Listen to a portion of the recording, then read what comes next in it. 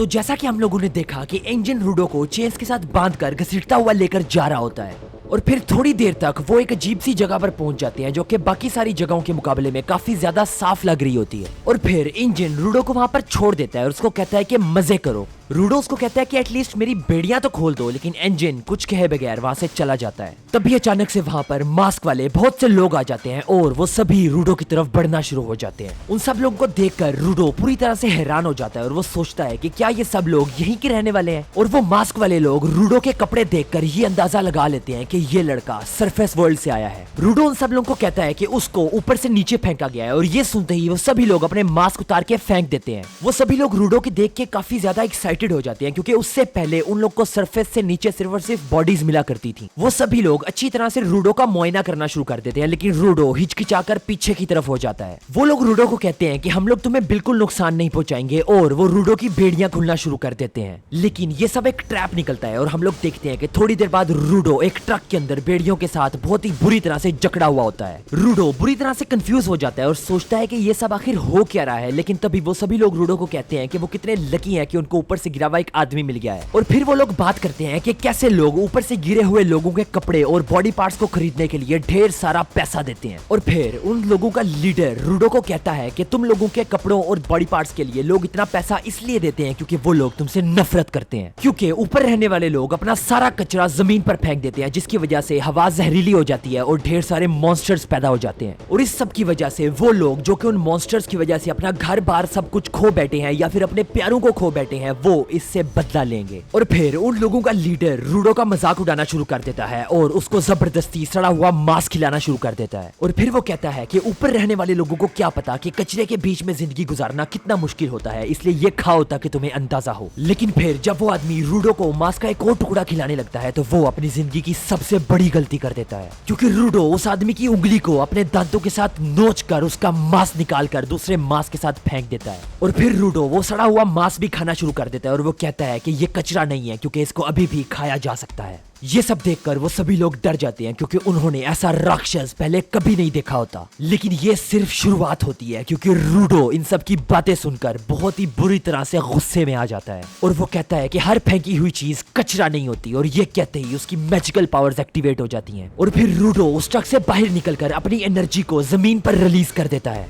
वहीं दूसरी तरफ इंजन दूर से बैठकर ये सब कुछ देख रहा होता है और वो कहता है कि रूडो तो वाकई में एक दमदार लड़का निकला।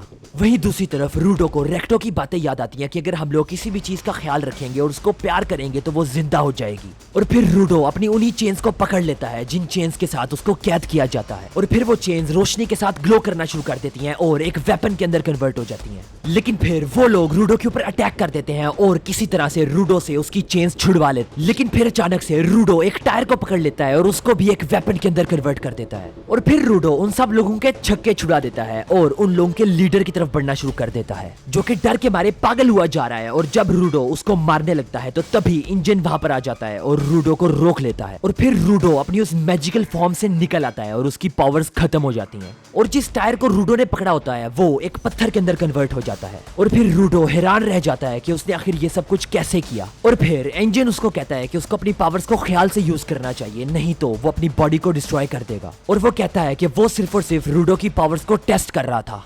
और फिर वो कहता है कि वो रूडो को इस दुनिया के बारे में और उसकी पावर्स के बारे में सब कुछ बताएगा, लेकिन उसके बदले में रूडो को क्लीनर्स को ज्वाइन करना पड़ेगा क्योंकि उन लोगों को रूडो जैसे लोगों की जरूरत है। लेकिन रूडो इंजन को कहता है कि वो क्लीनर्स को बिल्कुल भी ज्वाइन नहीं करना चाहता। लेकिन उसके बावजूद भी इंजन जबरदस्ती रूडो को एक क्लिनिक के अंदर ले जाता है जहाँ पर एक गंजा डॉक्टर रूडो का इलाज करता है। रूडो कहता है कि उसको जितना जल्दी हो सके सरफेस वर्ल्ड में वापस जाना होगा बिकॉज उसको अभी जाकर अपना बदला लेना है। लेकिन फिर वो गंजा डॉक्टर जिसकी आंखें फूले हुए गुब्बारे की तरह दिख रही होती हैं, रूडो को कहता है कि चुप कर जाओ। और वो कहता है कि तुम इंजन का शुक्रिया अदा करो जिसने तुम्हारी एक दिन में 2 दफा जान बचाई है। फिर रूडो इंजन को दिल में बुरा भला बोलता है और फिर वो गंजा डॉक्टर असल में एक औरत निकलता है जो कि रूडो पर गुस्सा हो जाता है। और फिर वो औरत रूडो और इंजन को अपने क्लिनिक से बाहर निकाल देती है। और बाहर निकलने के बाद रूडो इंजन का उसका इलाज करवाने के लिए शुक्रिया अदा करता है और कहता है कि मैं सिर्फ और सिर्फ वापस जाना चाहता हूँ। और वो कहता है कि उसके पास क्लीनर या फिर वो जो कुछ भी कह रहा है वो बनने का बिल्कुल भी टाइम नहीं है। इंजन कहता है कि अब तक तो तुम्हें अंदाजा हो जाना चाहिए कि ऊपर से आए हुए लोगों के साथ यहाँ पर कैसा सलूक किया जाता है।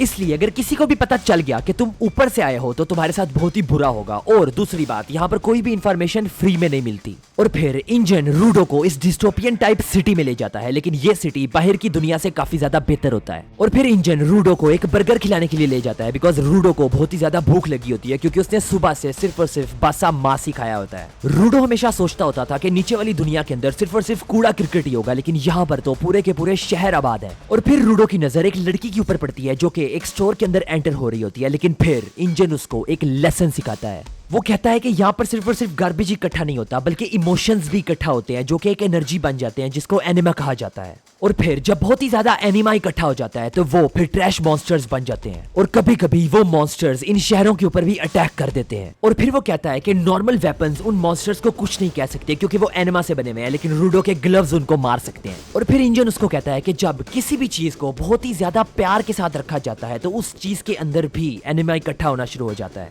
और फिर वो चीज एक मैजिकल वेपन के अंदर कन्वर्ट हो जाती है।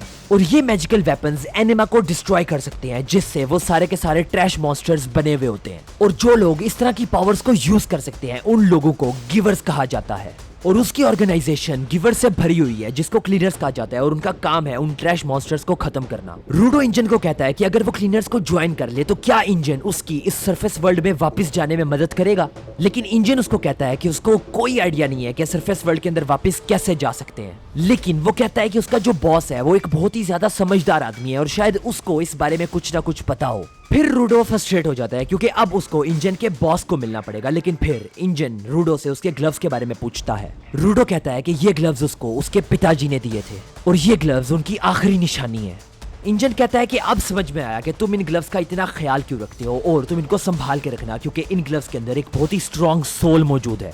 ये सुनकर रूडो इमोशनल हो जाता है, क्योंकि इससे पहले अब तक हर किसी ने रूडो का उन ग्लव्स की वजह से मजाक ही उड़ाया था। और फिर इंजन को एक मैसेज आता है, जिसके बाद उसको वहां से जाना पड़ता है, लेकिन वो जाते जाते रूडो को कुछ पैसे दे जाता है और कहता है कि तुम इनको ख्याल से स्पेंड करना।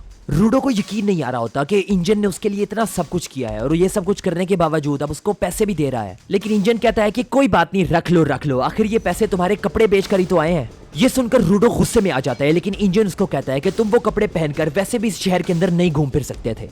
इंजन रूडो को कहता है कि तुम मेरा यहीं पर इंतजार करो, मुझे किसी को मिलना है और उसको मिलकर मैं वापस आ जाऊंगा। लेकिन तभी एक बिल्ली रूडो के पैसे लेकर वहां से भाग जाती है।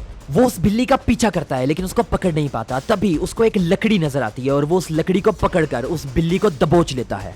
लेकिन जैसे ही रूडो उस बिल्ली को दबोचता है तो उस लकड़ी का मालिक अचानक से वहां पर आ जाता है, जो कि बहुत ही ज्यादा गुस्से में है, क्योंकि रूडो ने उसकी लकड़ी चुराई है। रूडो कहता है कि आखिर इस फजूल सी लकड़ी में ऐसी क्या बात है जो तुम इतने गुस्से में आ गए, और ये सुनकर उसको और भी ज्यादा गुस्सा आ जाता है। और फिर वो रूडो को जोर से धक्का देकर अपनी लकड़ी को उससे वापस छीन लेता है, और फिर वो उस लकड़ी के साथ कुछ अजीब से मूव्स करना शुरू कर देता है, जिसको देखकर रूडो हैरान हो जाता है। लेकिन फिर रूडो उसकी शर्ट पर मौजूद एक सिंबल देखता है, और ये क्लीनर्स का सिंबल होता है, जिनके बारे में रूडो को इंजन ने बताया था।